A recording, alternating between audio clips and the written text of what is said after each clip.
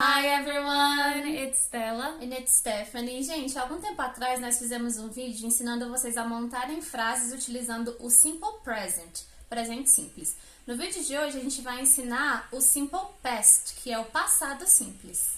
E aí, gente, esse passado simples, ele é literalmente bem simples em inglês. Por que que ele é tão simples? Porque você não precisa se preocupar com a conjugação. A conjugação ela vai ser idêntica para todo mundo. O que que você tem que se preocupar, então? Se o verbo ele é regular ou se ele é irregular.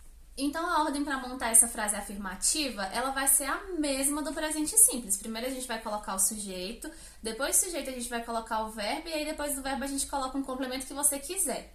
Só que a diferença aqui é, para marcar o passado dos verbos regulares, a gente vai ter que colocar um E e um D nesse verbo. Então, por exemplo, no presente eu diria assim, I play basketball every day, ou seja, eu jogo basquete todos os dias.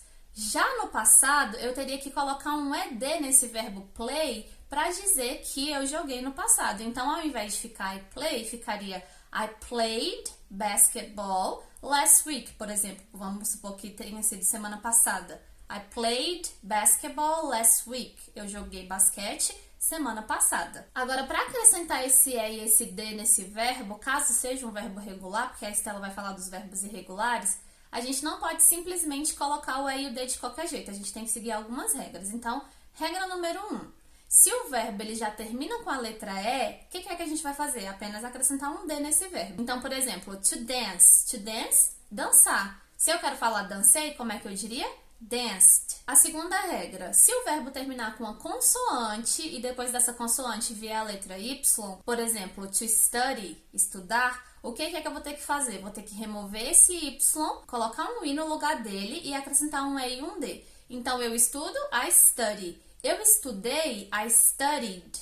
A regra número 3 é, se o verbo ele terminar com uma sequência de consoante, vogal, consoante e for um verbo monossilábico, seria o exemplo de to stop, parar, o que é que eu tenho que fazer para acrescentar esse E e esse D? Eu tenho que dobrar a última consoante e só depois acrescentar o E e o D. Então, no exemplo de to stop, I stop, eu paro. I stopped, eu parei. E aí, por último, se o verbo ele não se encaixar em nenhuma dessas regras que eu falei agora, seria até o exemplo de to play, porque to play termina com vogal Y, não é consoante Y.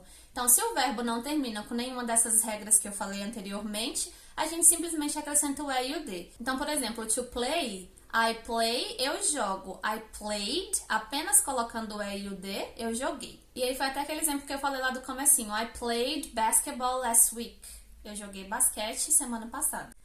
E aí, qual que é a diferença então dos verbos regulares para os irregulares? Os irregulares, gente, a única diferença é que você não pode de jeito nenhum acrescentar um ED para que esse verbo fique no passado. Então, o que vai acontecer com ele? Ele vai mudar completamente. Então, por exemplo, quando eu falo to eat, se eu quiser jogar esse verbo para o passado, eu não posso falar eated. O passado vai ser ate. Um exemplo com eat para vocês. I eat pizza. Eu como pizza. Agora, se você quer jogar isso para o passado, você vai falar I ate pizza. E aí ficaria igual para todo mundo. You ate pizza. He ate pizza.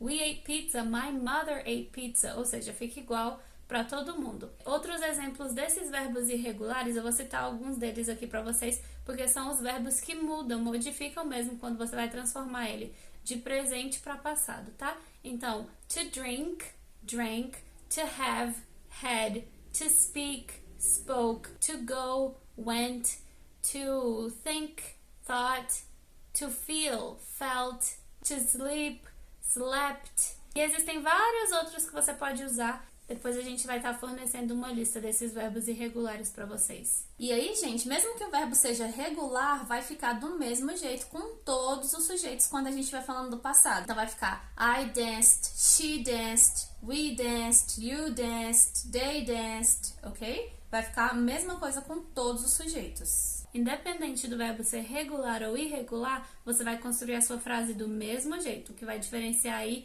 é como o verbo vai ficar. Se vai ser regular, acrescentando ED, ou se for irregular, você saber qual vai ser a forma de irregular desse verbo. That's it then, guys. Thank you for being here with us. E se vocês tiverem alguma dúvida, é só deixar aqui nos comentários ou mandar por direct pra gente, ok? Bye, bye. Bye!